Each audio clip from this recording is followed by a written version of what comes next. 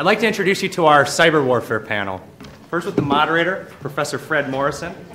He's the Popham Hike, Schnobrick, Lindquist, and Venom Professor of Law and teaches constitutional law, international law, local government, and comparative public law. He served as interim dean of this law school twice. Professor Morrison has been a visiting professor at various institutions in Germany and China, has served as the counselor. He has served as the counselor of international law for the U.S. Department of State and as counsel for the United States before the International Court of Justice and in the Iran-United States Claims Tribunal. He serves on the advisory boards for many institutions, including on the board of curators of the Max Planck Institute on Foreign Public Law and International Law. He's a director of the American Society for the Comparative Study of Law and a member of the American Law Institute and the American Society of International Law.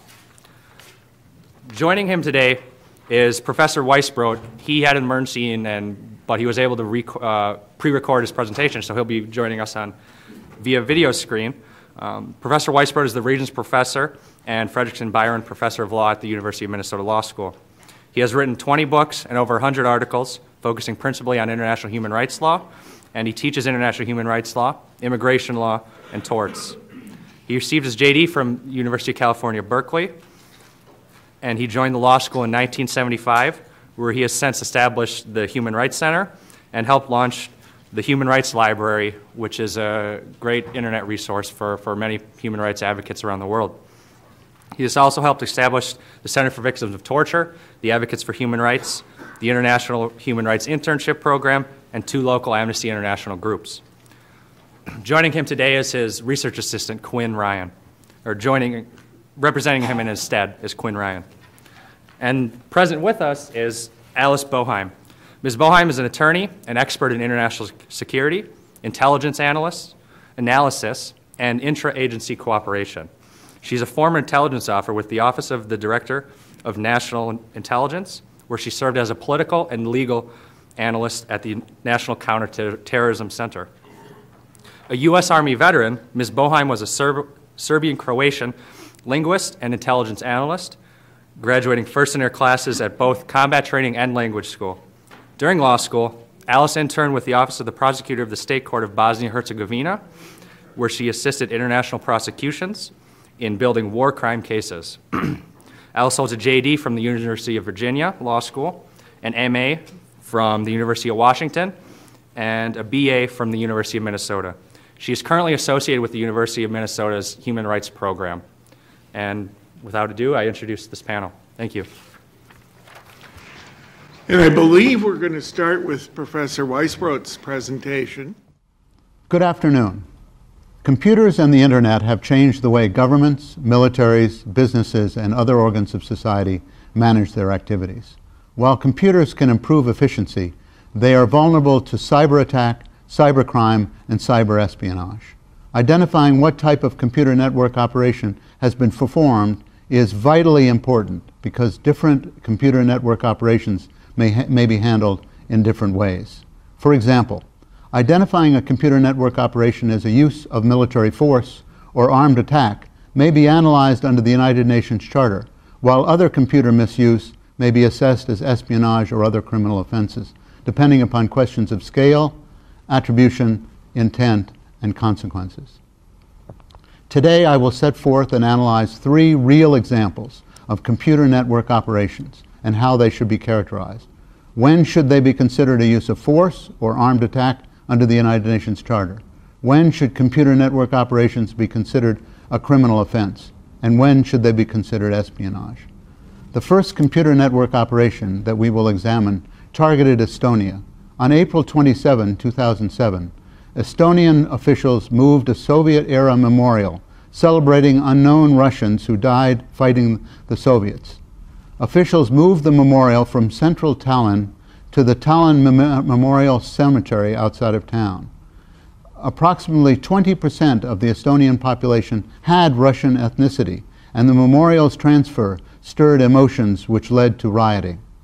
This event began a series of distributed denial of service attacks launched against several Estonian national websites. Distributed denial of service attacks occur when a huge number of requests are sent from multiple computers, which overwhelm the computer and cause it to stop working. The Estonian government websites that would generally receive 1,000 visits a day were receiving 2,000 visits every second, causing the websites to be overloaded and thus shut down for several hours at a time. The attacks became more and more sophisticated and persisted for several weeks until NATO and the United States sent security experts to Estonia to prevent the computers from attack. Estonia initially blamed the Russian government for the attacks. Others claimed that Russia worked with cyber criminals making use of large computer networks which were used together. At the present time, investigations show that the attacks on Estonian websites were the product of spontaneous anger from a loose federation of separate attackers. The second computer network operation was a joint project between the United States and Israel designed to disrupt Iran's nuclear programs. The program was codenamed Olympic Games and began in 2006 under the Bush administration. The computer worm that was introduced into the Iranian computer system was known as Stuxnet. Stuxnet would suddenly speed up or slow down the spinning of centrifuges, causing their parts to break and thereby crippling the entire uranium enrichment operation in Iran. The Stuxnet worm operated successfully without Iranian officials' knowledge until the worm infected an engineer's computer and he took it home with him. An error in the programming allowed the worm to be released and spread when he connected to the internet, thereby infecting over 100,000 computers worldwide and exposing Stuxnet to the world. Stuxnet was programmed to self-destruct on June 24, 2012. The third computer network operation was a software code named Flame. The discovery of Flame was publicly identified on May 28, 2012 by Kaspersky Lab in Moscow, Russia. The primary purpose of Flame appears to be the collection of information. Flame steals information such as computer display contents, documents, stored files, password information, contact data, audio conversations, and much more. Iran has the highest number of Flame infections, followed by Israel, the Palestinian territories, Sudan, Syria, and Lebanon. While the virus was discovered in 2012, experts believe it may be as much as 5 years old. Many suspect that Israel is responsible for the virus, but they have not claimed responsibility. Before attempting to analyze the legal status of these computer network operations, the legal paradigms that are implicated must be examined. The first authority that must be examined is the UN Charter. Article 2.4 of the UN Charter states that, quote, all member states shall refrain in their international relations from the threat or use of force against the territorial integrity or political independence of any state or in any other manner inconsistent with the purposes of the United Nations. There are two exceptions to the prohibition on the use of force in Article 2.4 of the Charter. First, Articles 39 and 41 provide that the UN Security Council may take action by air, sea, or land forces to maintain or restore international peace and security. Second, Article 51 authorizes use of force in several defense operations, stating that nothing in the present Charter shall impair the inherent right of individual or collective self-defense if an armed attack against a member of the United Nations occurs. Under 2.4 of the Charter, what constitutes use of force is still relatively vague, and there is no clear definition, as the UN Charter does not define force, nor does any international body. Some scholars have argued that giving the phrase use of force a definite meaning is an impossible task. The imprecise nature of the phrase makes it difficult to determine if or when a cyber attack would be considered force. Such parameters do help identify use of force despite the lack of precise definition. Use of conventional weapons constitutes a use of force. Attacks which cause damage to physical or real property or injury or death to humans constitutes use of force. Nicaragua versus the United States established that arming and training a rebel group constituted use of force, but supplying funds to a rebel group and army maneuvers near the border did not constitute a use of force or threat of force. It has also been established that economic and political coercion does not constitute use of force. Scholars have proposed two primary approaches to determine when armed force has been used in violation of Article 2.4. Professor Michael Schmidt of the United States Naval War College has proposed a 7-factor test in order to determine when state action constitutes force. These 7 factors include severity, immediacy, directness, invasiveness, measurability, presumptive legitimacy, and responsibility. These actions, which involve harm to individuals and property, will alone amount to a use of force, while those measures that are a minor inconvenience or irritation will not. Computer network operations that have an impact on critical national interests are much more likely to constitute a use of force. Some scholars have criticized this approach as needing too much information to be practically applied. The second approach is a broad, result-oriented approach that focuses mainly on the impact of the actions or the severity of the action to see if it constitutes a use of force. Under Articles 39 and 42 of the UN Security Council has full authority to act when there is a threat or breach of the peace, but such authorization is difficult to achieve and is therefore rare. The Security Council has the full authority to label any computer network operation a threat to the peace, but they are also unlikely to do so.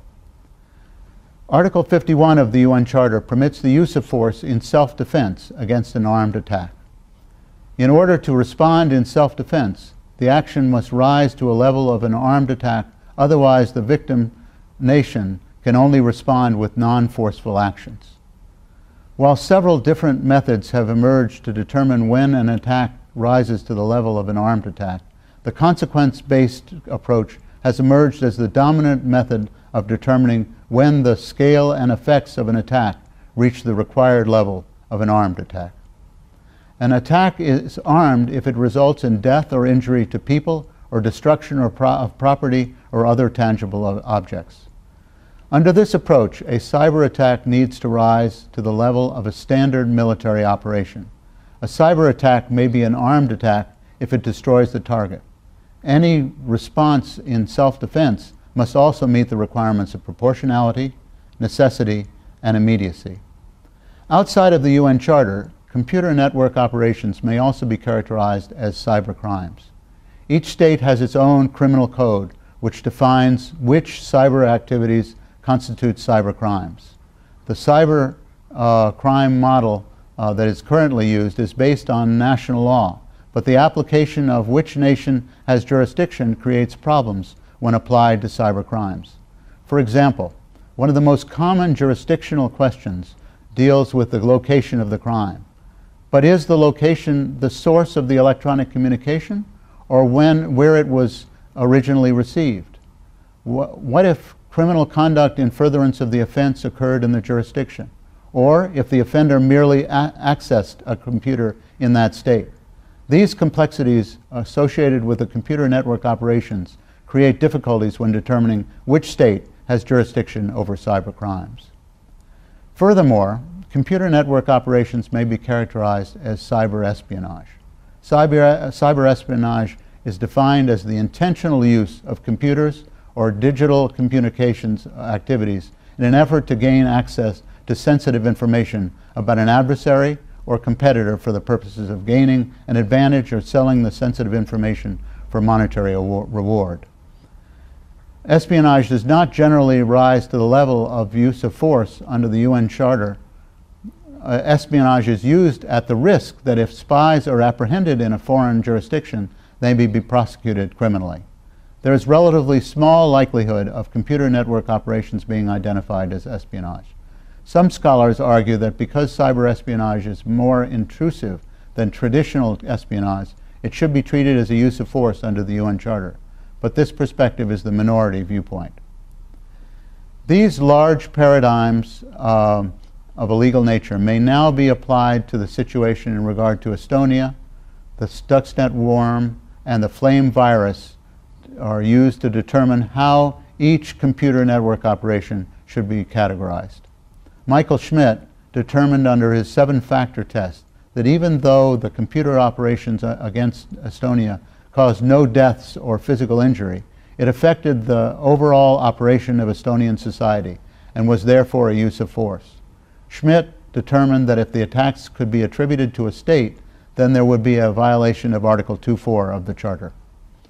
Under the results-oriented approach, the computer network operations against Estonia also violated Article 2.4 of the UN Charter, if perpetrated by a state because the attack was severe, spreading panic and confusion as well as disrupting the economy and key government functions. Under the consequence-based approach, it would not be an armed attack because there were no deaths or destruction similar to the activities of traditional military forces. It is important to note that the UN Charter is only applied when the actions are by a state or attributable to a state. It has not been determined whether the attacks were directed under the effective control of the Russian state. Because of this uncertainty, it is difficult to attribute responsibility to Russia for the cyber operations and therefore to analyze it as an attack or use of force under the UN Charter.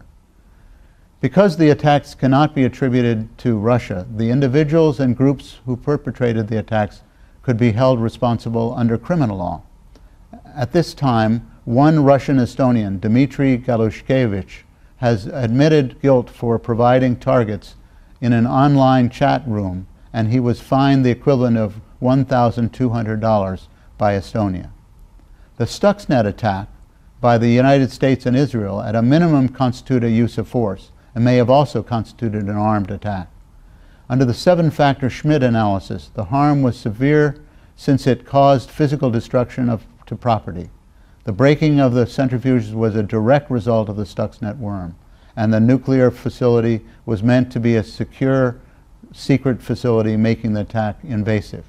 Under the result-oriented approach, it is difficult to determine whether the attack reaches the required level of severity to constitute a use of force. Even though Stuxnet only caused the centrifuges to break and did not harm or kill anyone, it can be still argued that it was severe since it set back the Iranian nuclear program for several years. Under the consequence-based approach, the Stuxnet attack needs to be analogous to a classic military operation in order to constitute an armed attack. Stuxnet successfully destroyed the centrifuges, therefore, eliminating the need for a standard military operation to delay the Iranian nuclear program. Some may argue that the Stuxnet attack did not have the required level of severity to be considered an armed attack, but under the consequence-based approach, Stuxnet was most likely an armed attack. Any action by Iran in self-defense against the armed attack would need to have met the requirements of necessity, proportionality, and immediacy. Computer operations and their experts have analyzed the flame virus and have determined that its primary objective is the collection of information. Because flame was evidently deployed by a government and because it collects information, it is considered cyber espionage. If the cyber spies responsible for flame were ever apprehended, they could be prosecuted for espionage in any of the states where flame collected information. While the primary objective of flame appears to be the collection of information, a computer network operation such as flame may have the capability to be upgraded to contain a destructive component. It could therefore be argued that flame in its present form does not constitute a use of force because it does not have any immediate potential to do damage. It may be upgraded, however, to be a destructive agent and therefore constitute a threat or use of force in violation of Article 2.4 of the UN Charter. Since cyber espionage may be upgraded to have the capability to cause destruction, such an action raises the additional issue of whether cyber espionage may trigger an anticipatory self-defense. Correct identification of computer network operations as either a threat or use of force, armed attack, a crime, or espionage is complicated by the issues of the scale of the attack, attribution, intent, and consequences. The unique nature of computer network operations creates complications for determining what legal paradigm should be applied and what response is legally appropriate. As the capabilities and application of computer network operations continue to expand, the international community will be faced over and over again with the task of determining what legal paradigm should be applied to computer network operations. So what should be the international community's response to deal with the threat posed by computer network operations? There are currently three primary proposed approaches in regulating computer network operations. The first, a non-proliferation treaty, similar to those conventions for weapons of mass destruction. Second, a treaty banning all cyber attacks or code of conduct containing normative rules and legal obligations.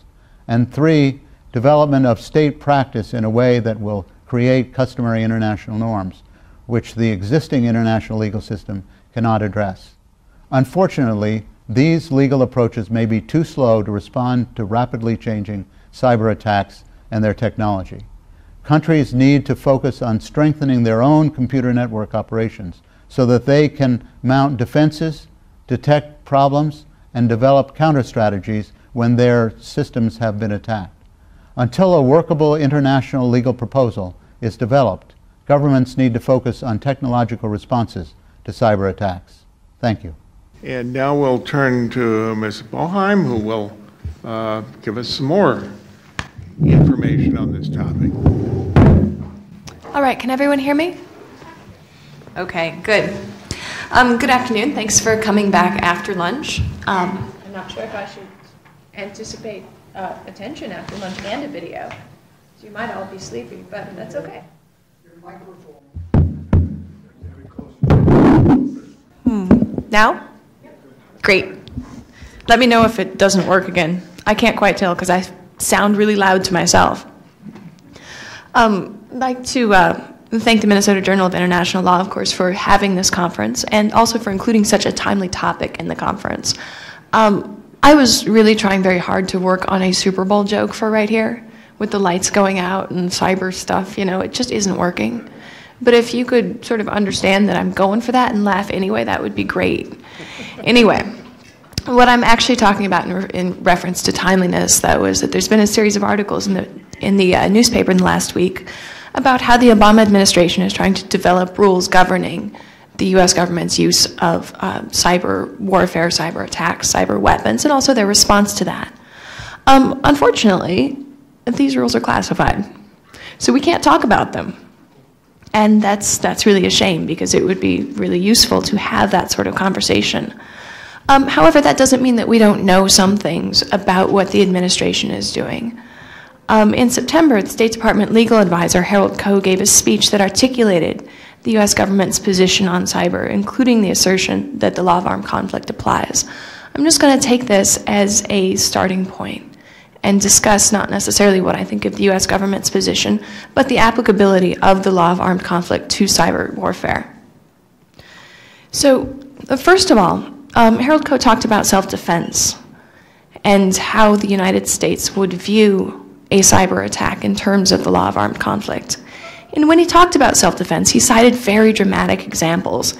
He cited nuclear plant meltdowns or plane crashes or opening a dam above a populated area. And he said that all these things would be viewed as aggressive acts. And that all these things result in death, destruction, economic damage. But really the important thing here to think about is that all these attacks that he mentioned would be categorized as aggressive acts or acts of war if they were carried out through conventional weapons too. And what that indicates is that we're focusing on outcomes here, that we're not focusing on how it's carried out, but what happens when it's carried out. And I think that's the way we have to look at it if we're going to apply the law of armed conflict. I think our keynote speaker touched on this a little bit before lunch, that he wasn't really certain if you could categorize these sorts of things as use of weapons, and without weapons was there force. But by focusing on outcomes, you can still apply this regulatory framework that the law of armed conflict provides. And that really allows us to, create the beginnings of a normative framework that governs states' use of cyber weaponry. Also, another argument in favor of applying the law of armed conflict, courtesy of Harold Koh, is he reminded us that the law of armed conflict affirmatively anticipates technological innovation and contemplates that its existing rules will continue to apply to this innovation. That seems to provide us with a good starting point. I'm not in any sense arguing that the law of armed conflict provides us with such a comprehensive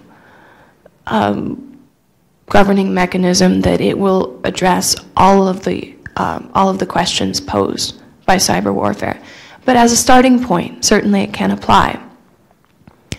And with that in mind, then we look back at Harold Koh's assertion of what would trigger self-defense, massive death, destruction, that sort of thing. And that's very much in line with the law of armed conflict.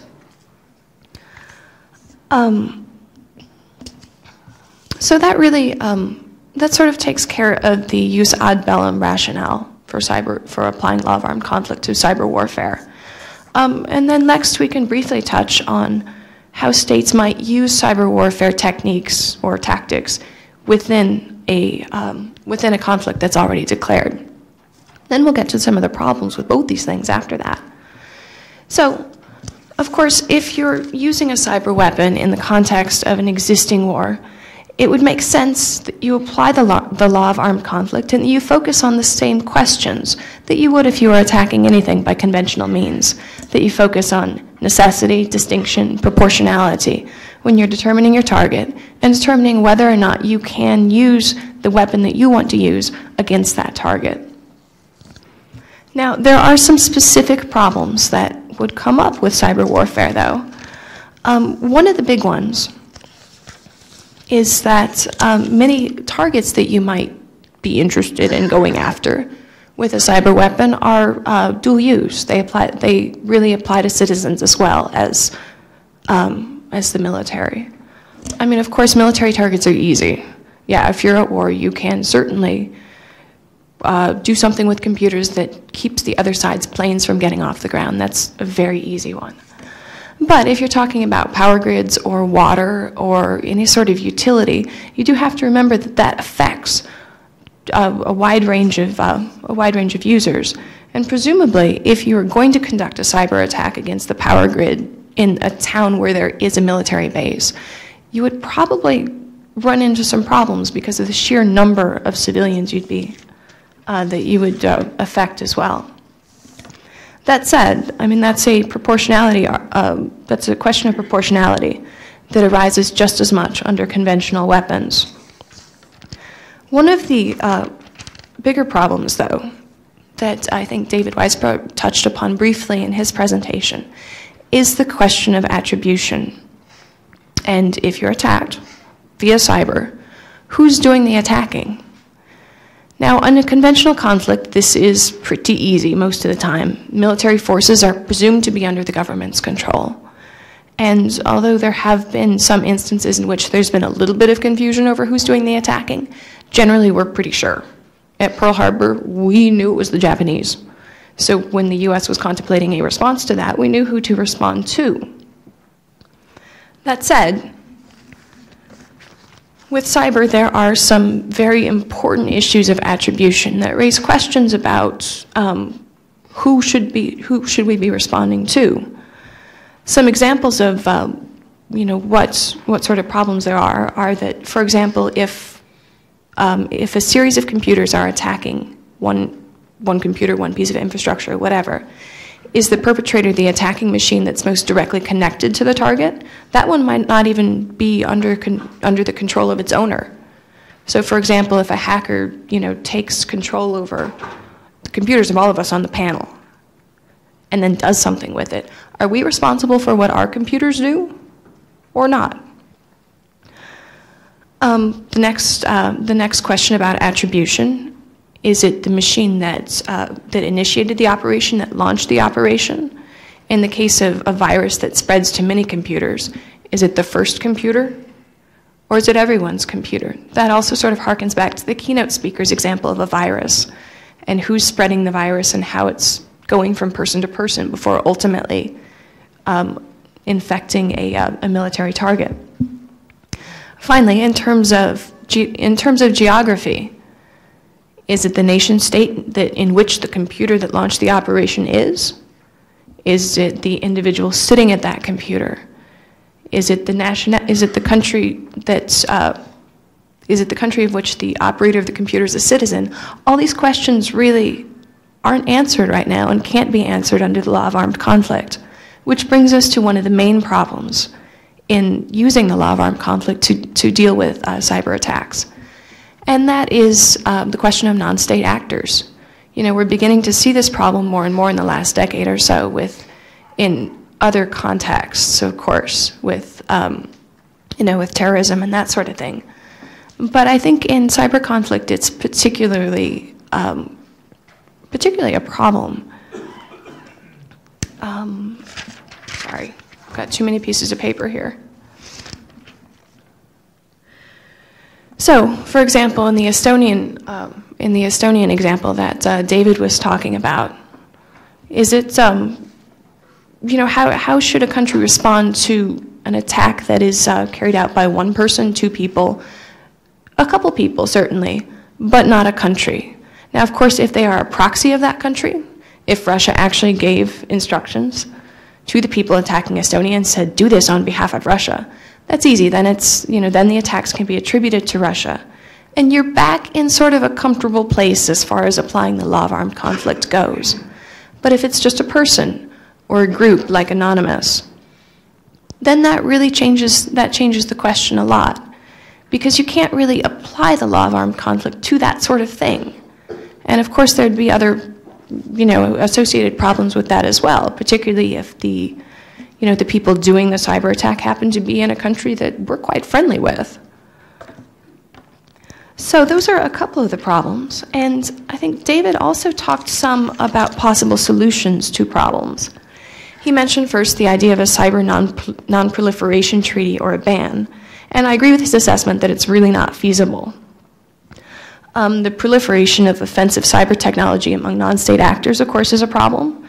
And another issue with that is that the activities associated with creating an offensive cyber weapon are also really quite close to what's associated with creating, quite reasonable defensive mechanisms for cyber. So unlike like a nuclear non-proliferation treaty, in which it's really quite obvious if you're working towards a nuclear weapon, you're taking very discrete steps that provide that people can tell that you're doing this. You're collecting certain things, you're using centrifuges, that sort of thing.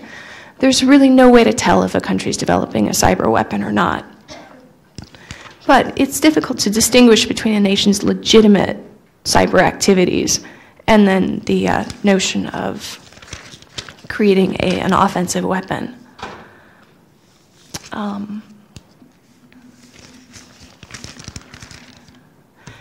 And then next, I think David briefly mentioned the idea of, also, this sort of idea of a non-proliferation treaty or ban is essentially reactive, and it's pretty short-sighted, especially now when we have really only a very limited understanding of how cyber conflict is going to inform our future armed conflicts.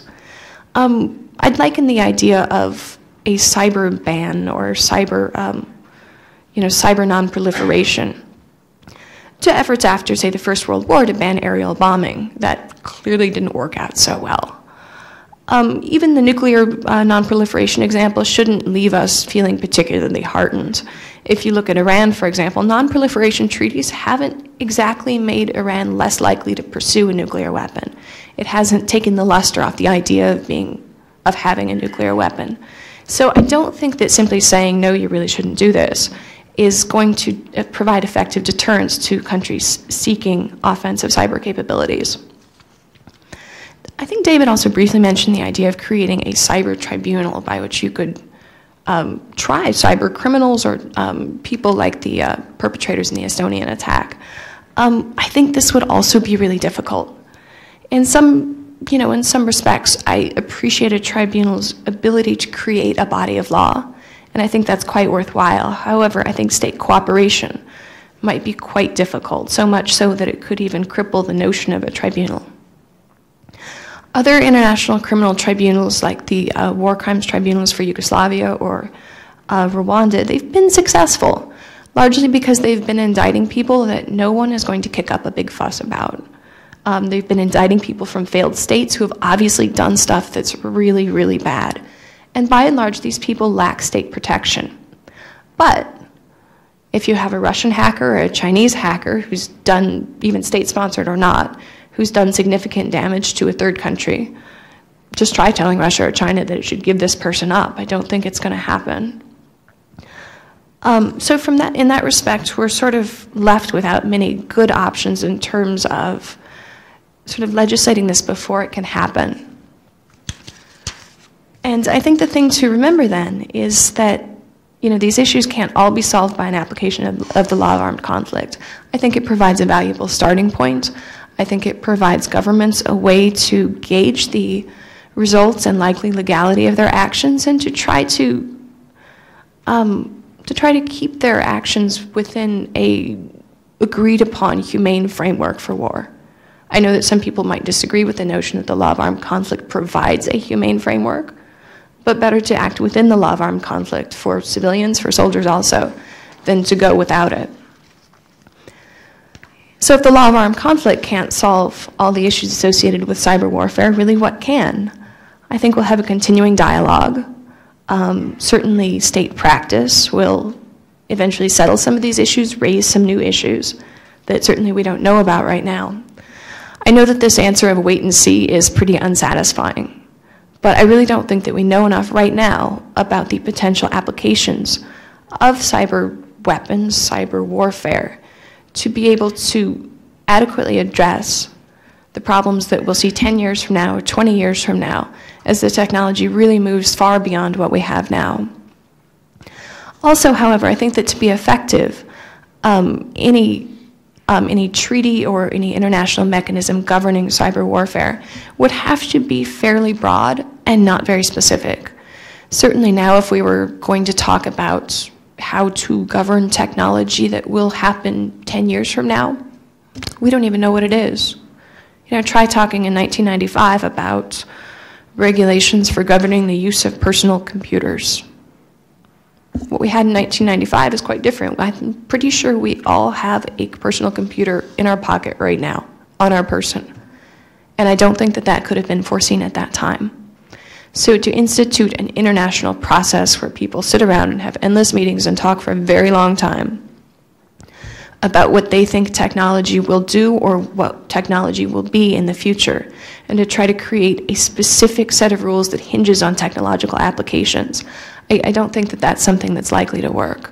Instead, in as much as we can create rules about this, I think we articulate principles about how countries use cyber weapons and how they respond to cyber weapons.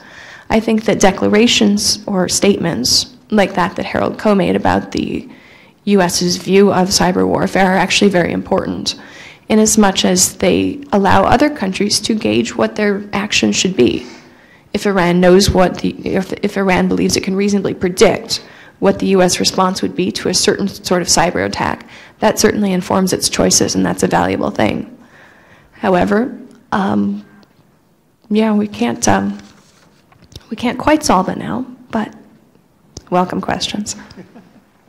Okay. Am I on here? No? Yes, I am. At least the base of the mic is on. Okay. Before we turn to questions, I thought I would make a comment. Do you have first of all, you do have a presentation, or are you just here to answer questions? I'm just here on behalf of Professor Weissbrodt. Okay, so fine. I'll do the best I can to answer any questions. I did assist with writing the paper, but I might direct it her way instead. Okay, but I wanted to make a comment, I think, at the beginning. I think to some extent the dichotomy between whether it's a use of force or not doesn't get us all the way, because there are lots of unfriendly actions that are not uses of force. And there are appropriate responses to unfriendly actions that are not uses of force. Some of those appropriate reactions may be in the form of or similar to self-defense. if a computer somewhere else is sending you bad messages, and you have a capability to zap that computer, I'm not at all sure it's the use of force to zap that computer. If you're being attacked by, well, attack is not the word I want to use, but if you're being molested by the other computer, okay? But not arising to the level of an Article 51 armed attack. You certainly would have the ability to cut it off of your network. You might have the ability to do nasty things to it that were proportionate to what's going on, if you could identify it and so on. And I don't think it really matters whether it's a zombie or the perpetrator. What you're engaged in is something that would just be ordinary response. So there are things, I think it's a false dichotomy to push this to, is this an Article 51 armed attack? There are other things short of an armed attack that you can respond to. I think in part also on the attribution issue, there's a fair body of law under the heading International Environmental Law that says the state may not allow its territory to be used to cause significant harm to other states. That is, may not allow its territory to be used by third parties for that purpose. So to some extent, a response aimed at the perpetrator state might also be something that was within the range of permissibility, so long as it doesn't itself rise to the level of an armed attack. So we've got a mechanism, I think, for the low-level kinds of questions, which may or may not be effective, and which is probably being used to some extent as these things occur.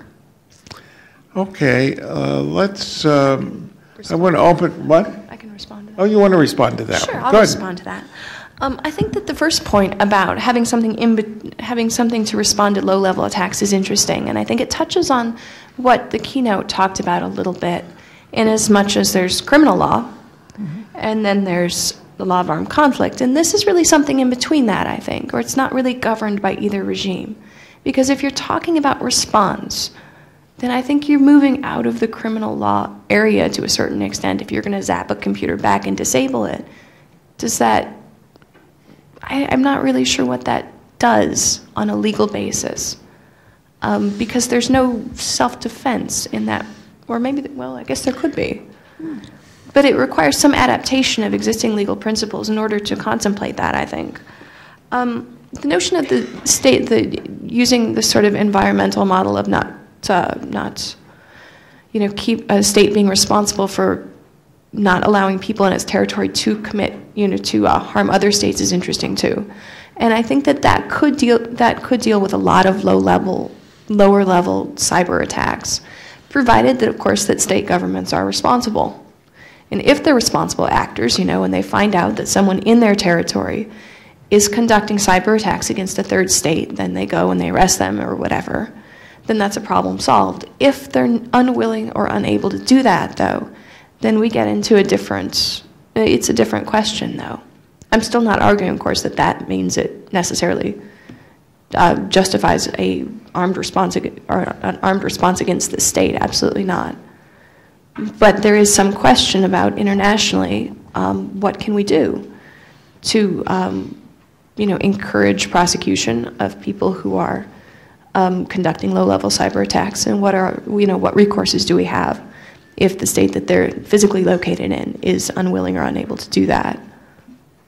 I don't think it's just an issue of unwilling or unable. I think in addition to that, it's an issue of knowledge. Yeah. The states often have no knowledge of this. If someone were to take over my personal law computer, the states often have no idea that it's been taken over. So I think that creates an additional barrier to that Yeah. attribution concept as well. Absolutely, and then I think both of those things raise a temporal issue also.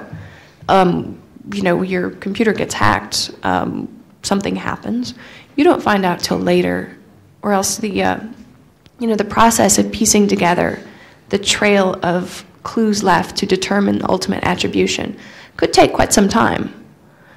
And then once that happens, you know, certainly if we're talking about a law of armed conflict scenario, the question of immediacy really comes into play too. And if it takes a year to find out who did it, is that too long? Does that preclude certain responses? Does it, you know, put it down a different path or not? Okay. I think we're going to take questions first from students, and then we can go to other members of the audience, but this is an MJIL symposium, so do any of the students here have any questions? Are you a law student right now? No. We've got one back here, green.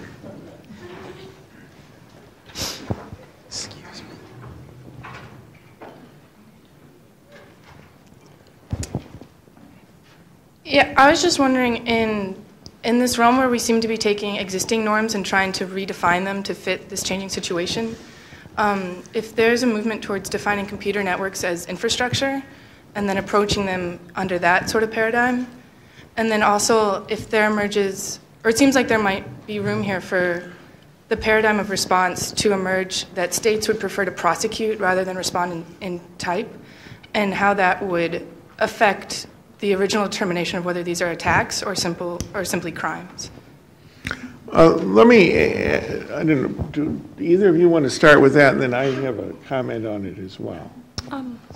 I can. Okay, go ahead. Dealing with the second part of the question about prosecution versus response and type, I think that's, you know, you can go either way with that. In as much as there are many circumstances that you can think of in which a state might prefer to prosecute for a variety of reasons. And then there are also situations in which they might prefer to respond in kind, or you know, take it to the next level and make it into a conventional armed conflict. And I think that that's just something that's going to depend on the states in question and their geopolitical situation, their relationship to each other, and what they hope to get out of it. Because really what we're talking about when, you know, even when we mention, I mean, even when we're discussing a cyber attack that leads to loss of life, we're not saying that it automatically escalates into armed conflict. It just gives the state the option, really, to do it in a lawful way if they so choose. And there are plenty of reasons why they might not so choose. But certainly, to get back to your question more, I do think that we can, you know, work with this idea in ways that encourage states to pursue this in terms of prosecution instead of shifting it into a war paradigm. Let me add a comment to that, and this is also not shifting it into a war paradigm. But one of the problems with the choose to prosecute is a problem of jurisdiction. We've got a computer somewhere in country A that is sending out malicious code to a computer in country B. Now, and it probably was started, well, no, I'll just leave the simple case to start with. The computer in country A is sending malicious code to the computer in country B. Country B wants it stopped. Country B would like to prosecute. Is country A going to extradite the computer operator in country A to country B? Highly unlikely. Indeed, that's not covered by most extradition treaties at the present time. Is country A going to prosecute? Highly unlikely, because, you know, it's troublesome to prosecute. And you're going to have to bring the evidence in from country B and so on. Yet the damage continues to be done day by day, hour by hour, minute by minute as this goes on.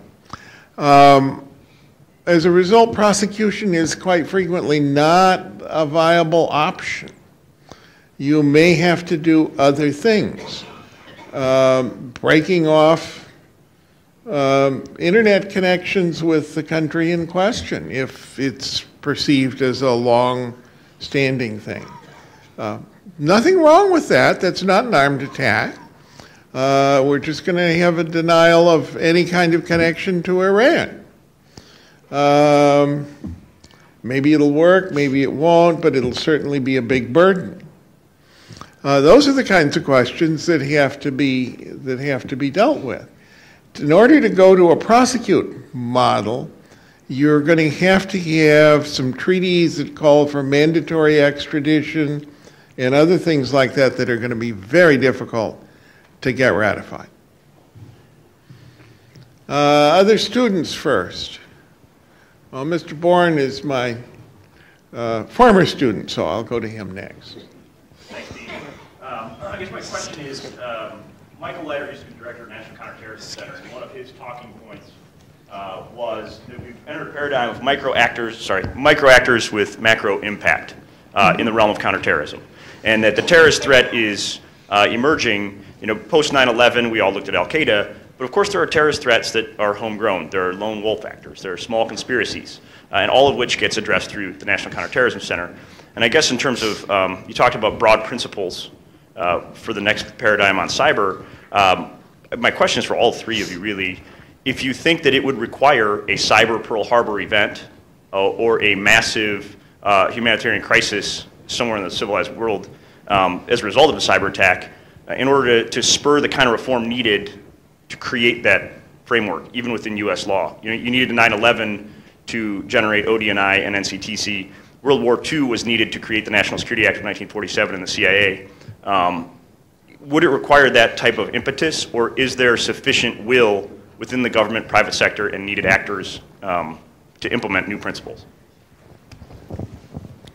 Well, I just want to say, to begin with, I think one of the issues is that right now there is a will, I think, to do that kind of thing, but as we've discussed, right now we can't figure out a way. So I think that's one of the major issues is that, we've discussed a non-proliferation treaty, for example, or different aspects such as that, but from what I've seen, there is this will to kind of do this, but we don't really know how to take it down and how to deal with it specifically because of kind of the unique nature of cyber attacks. I would say that probably a Pearl Harbor would help. I think it would probably, as far as spurring along discussion and hopefully finding a more specific framework to deal with this kind of information. But I think as it would help, right now we need to find a way. So I think that's what I've found. But. I absolutely agree with those issues, and I'd raise a couple more. First of all, I think in order to have an effective response of the sort that you're describing, it has to be an international one. Terrorism, of course, is an international problem, but it's still in the physical space. So countries can have their own counterterrorism efforts, and they can really secure their own borders. They can use, mostly secure their own borders. They can put some more security in airports in their territory. But cyberspace is harder. And the U.S. can do all it wants to, but if the rest of the world isn't coming along for the ride, then there's really not. Then that really, sort of limits the effectiveness of what the U.S. itself can do. Second, you mentioned the private sector as well, and I think one of the key problems with cyber attacks is that the private sector, and to a lesser extent, possibly the public sector as well, don't necessarily want to disclose when they've been victims of a cyber attack. Certainly if Bank of America is the victim of a cyber attack, it doesn't want to turn around and tell all of its shareholders and all of the people who bank with it, hey, guess what? Your account was compromised. They have to do that to a certain extent. There are reporting requirements. But at the same time, telling people this, first of all, erodes shareholder confidence. And second, it gives other potential hackers some idea of what their vulnerabilities are. I think I can think of other reasons why nation states might not want to disclose as well. Principally that if South Korea is a victim of a cyber attack and their Air Force can't get off the ground, they might not want their adversaries to know about that fact. So they might keep quiet. So there's this sort of perverse incentive not to talk about it if you're a victim of a cyber attack. And I think that that really stands in the way of creating this sort of effort among governments, among the private sector as well, to cooperate, to get the sort of effort that you're talking about to combat it. Okay. Yes, up here. Are there any examples so far of people being able to sue for monetary damages for denial of service or for, I mean, many attacks are, take you out of business for a day or 4 days in a row, where there's a monetary award as the potential consequence of that kind of cyber attack? Do you know of any? I don't know of any civil suits that I looked at specifically. I know that criminally there has been prosecutions. Recently there was, I can't remember what the virus was called, but there was a large-scale virus that attacked many banks, and the perpetrators were actually brought to the United States. They were in various countries around the world and brought here and prosecuted criminally, and they had over $500,000 or something that they were charged with and had to pay. So as far as a civil suit, I don't know, but from a criminal standpoint, it has happened. I believe there have been a few, but very small situations. Because, what are you talking about here? You're talking about the ability to do damage that is much greater than the resources of the actor. And so if you are Bank of America and you've got some 19-year-old college kid who's brought down your computer system, are you going to sue him for damages? No, you want the FBI to go after him and do something else. Yes, that's an extreme, but yeah. My own personal experience is government and a small agency where it can be calculated the cost. Yeah. So if the civil law bar wants to think about a jobs and growth business strategy, giving people the opportunity to sue for damages that's able to be calculated doesn't seem so out of line. Well, it's easy to calculate the cost. It's easy to calculate the cost. It may also be easy to calculate the capacity of the defendant to pay the cost, and you may then be questioning, can you recover? I'm going to go back to jurisdictional issues here, too, that getting them in court might prove to be almost impossible. Okay. Over there, yes. Thank you very much. My name is Mubarak. I'm from Pakistan. My question is not strictly about the legality of sending malware from computer A to computer B. It is regarding sending a signal which triggers a drone from somewhere in the United States and sending it to my country, Pakistan. And my question is, we are discussing here the law of tomorrow's battlefield. And I just simply want to ask, why bother about having a law when there is no law actually which governs the drone attacks in Pakistan? Because the operation is run by CIA. It is not a war between two countries. Pakistan is not at war with the United States. And the people who are killed in those drone attacks, whatever the numbers are, but most of them are civilians. And if we talk about Afghanistan, for instance, where NATO is engaged in fighting militancy and terrorism, that is based on this concept of coalition of the willing, which is a phrase which was used by George Bush. And he was a perennial source of international legal jokes, probably, and this is one of them. So, yeah, so... Yeah, but is there any legal basis for CIA to send drones and kill innocent people in Pakistan? Anybody want to answer? I'm not going to comment on ongoing U.S. government actions. Sorry. Down here. The lady in the green shirt. In the course of your talk, you mentioned someone is developing a cyber weapon, but that it's easy to determine if someone is developing a nuclear weapon. Not easy, but easier. And you said, for instance, Iran, and you implied that Iran is developing a nuclear weapon. Have you read the 2007 CIA National Intelligence Estimate that actually was to the contrary, that Iran is not developing a nuclear weapon? There's no nuclear weaponization program according to our own CIA. Have you read that? Is this actually a question about well, cyber you warfare? you said that Iran, it's easy to determine if a country is developing a nuclear weapon, and then you use the country of Iran. Okay, here's my question, and so I don't know if you've read it or not, but I'll go on. The Stuxnet, when you talked about the Stuxnet virus, I think the analysis, if I'm not mistaken, was that the United States and or whoever inserted the Stuxnet, Israel, United States, would have been, guilty of a armed attack. Is that correct, according to the analysis? Under some circumstances, it could be argued. The consequences and the. It could be argued that it could be analogous to an armed attack. Okay. Whether or not it would, under the current, is I thought that's unknown. what the first speaker said, that it was that an it could. attack. So the question is, what can Iran do now that they have been this victimized by this attack? What should they do? Well, I think one of the things here is that whether they've been a victim of an armed attack or not is currently not specifically known because it hasn't been analyzed that way. They could be a victim of an armed attack, and from that case, then you could look at whether or not they can act in self-defense.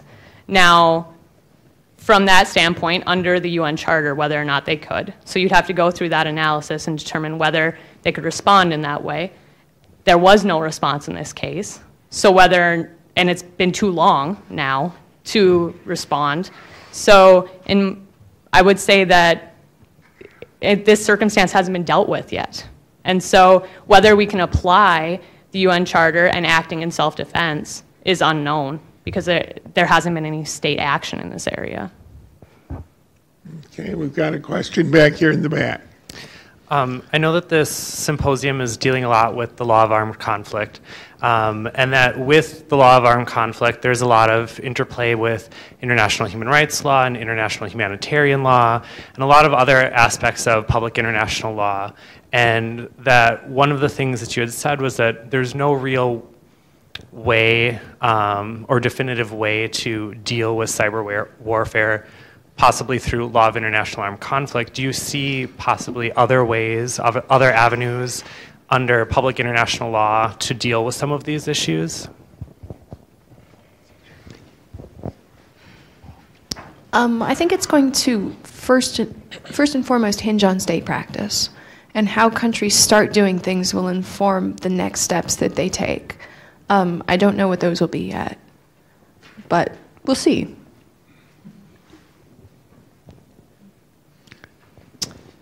This kind of touches on some broader issues that have already been discussed, but I'm just curious what your thoughts are in terms of some of the broader complications of international law in general, and specifically with this issue in terms of impeding development, as far as major state actors perhaps being unwilling to comply by some of the things that they would maybe like to see imposed on other nations. So again, I mean, just using Stuxnet as an example, you have some example of certain countries wanting to use some of the technology, but maybe being a little more hesitant to abide by some of the restraints they would like to see on other countries, and just how that, I know that's an issue in general with international law, but just your thoughts on how that affects this discussion. I think that's definitely an issue, and I would say that it's not just major states that would be in that situation that you describe. One of the things about cyber warfare, of course, is that it has a leveling effect, and I think the previous questioner just sort of explained that it might allow a smaller state to punch above its weight, and that factor in particular might lead smaller states to be a little more reluctant to enter into a convention limiting what they can do, because it would bring them back down to their own weight class, so to speak. Okay, I think we have over here. It strikes me, especially with all program today such a readiness to resort to the so-called law of war, or an armed, everything is we used to, we still call the war on drugs, but we always knew that was a euphemism, or at least up until recent. But we've come in the last 10 years to genuinely see everything within a war paradigm, so that a computer attack, a cyber attack. Well, what if it is a group of college freshmen doing something, and they, is that an attack? Is that an attack upon another state or anything? Of course not. But yet we categorize it the same way. So why not get back to the old-fashioned notion, and I would think this would be something of interest to a journal of international law, of diplomacy and international treaty making, etc., and putting aside the fact that sometimes it may not be the easiest thing to get somebody arrested, but getting back to the rule of law, because the law of war is not the rule of law. I won't go into all the details, but it basically defers to military necessity, and that's a wide open category. So we've got such a readiness to keep that as an option. When there are actually three separate systems. There's the Constitution, there's human rights law, which is a separate body of law, and then there's law of war, international humanitarian law. So I heard somebody say, actually I think you in the middle said something about international humanitarian law or law of war is what protects civilians. No, human rights law is the main body of law protecting civilians. But resorting to law of war, it opens up a whole another can of worms, you could say, in violations of human rights. So again, it seems to me it's time to maybe get back to the idea of diplomacy, international diplomacy, creating treaties and entering into treaties, and maybe getting away from this war paradigm constantly. And Professor Weissbrodt did very objectively analyze how something could be seen as an attack, but it doesn't mean every single computer attack. But perhaps the starting point would be for us or our ally to stop being the perpetrator of cyber war with Stuxnet and Flame, and perhaps begin setting a standard once again for the rule of law. Do anybody want to comment on that? I think we were all very clear that the law of war certainly did not apply to 19-year-old college students. Oh, I think it does, but if they do the wrong thing. Yeah.